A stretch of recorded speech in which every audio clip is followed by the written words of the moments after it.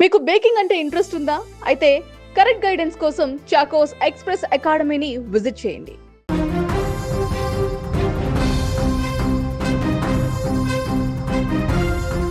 ముంబై నగరం భారీ వర్షాలకు అతలాకుతలమవుతుంది. అక్కడ కడుతున్నటువంటి భారీ వర్షాలకు ఒక విధ్వంసమే కొనసాగుతుంది. గత 2 రోజుల నుంచి ఎడతెరిపి లేకుండా కురుస్తున్న వర్షాలు ముంబైతో పాటు అనేక ప్రాంతాలలో తీవ్ర విషాదాన్ని నింపుతున్నాయి. తాజాగా ముంబైలోని మంకూర్దు ప్రాంతంలో నిన్న రాత్రి 3 అంతస్తుల భవనం కూలిపోవడంతో 5 చిన్నారులతో సహా మొత్తం 6 వ్యక్తులు ప్రాణాలు కోల్పోయారు. బృహాన్ ముంబై మున్సిపల్ కార్పొరేషన్ అధికారులు తెలిపిన వివరాల ప్రకారం చూస్తే మకూర్దులోని జనతా నగర్ చాట్లో ఉన్న 3 అంతస్తుల నిర్మాణానికి చెందిన ఇల్లు ఆదివారం రాత్రి 8:30 ప్రాంతంలో అకస్మాత్తుగా కూలిపోయింది. సమాచారం అందుకున్న వెంటనే ముంబై ఫైర్ బ్రిగేడ్, పోలీసులు, బీఎంసీ వార్డు సిబ్బంది, అంబులెన్స్ బృందాలు రంగంలోకి దిగి సహాయక చర్యలు చేపట్టాయి.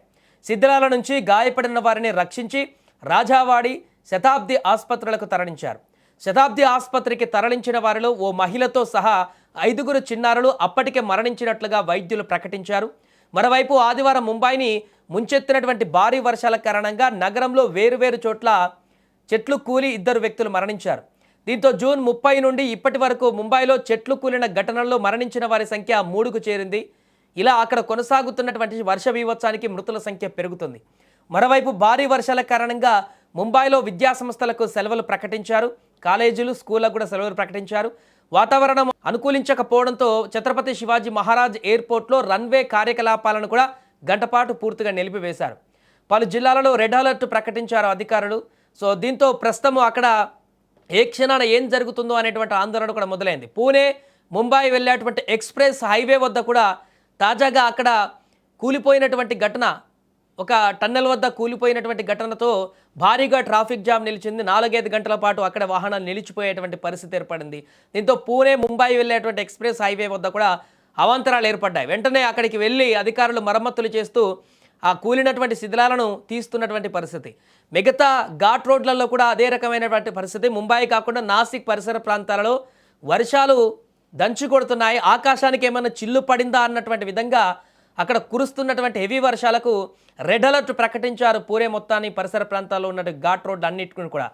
అటువైపు ఎవరు వెళ్ళకూడదంటూ కూడా ముఖ్యంగా టూరిస్టులకు హెచ్చరికలు జారీ చేశారు. ఎవరు రాకూడదంటూ కూడా ఈ ప్రాంతానికి అక్కడ అన్నీ కూడా నిలిపివేశారు కార్యకలాపాలన్నీ కూడా. సో ప్రస్తుతం ముంబైలో కురుస్తున్నటువంటి భారీ వర్షాలైతే మహారాష్ట్రలో అతలాకుతలం చేస్తున్నాయి. భారీ వర్షాలకు రోడ్లన్నీ నదుల్లా తలపిస్తున్నాయి. అనేక ప్రాంతాలలో రైలు పట్టాలు కూడా మొత్తం కొట్టుకుపోయినటువంటి పరిస్థితి ఆ వరదలకి. చాలా ప్రాంతాల్లో రైలు ట్రాక్స్ కూడా ఈ వరదలలో తెగి రైలుకు అంతరాయాలు కూడా ఏర్పడ్డాయి రైలు ప్రయాణాలకు సంబంధించి. సో ప్రస్తుతానికైతే అధికారులు మానిటరింగ్ చేస్తున్నారు. ఎప్పటికప్పుడు రెడ్ అలర్ట్ ప్రకటించి ప్రజలని అప్రమత్తం చేస్తున్నారు. అత్యవసరమైతే తప్ప ఎవరు బయటికి రాకూడదు. అదేవిధంగా ఘాట్ ప్రాంతాలలో నాసిక్ పరిసర ప్రాంతాల్లోకి ఎవరు ప్రయాణించకూడదంటూ కూడా ఇప్పుడు అధికారులు సూచిస్తున్నారు.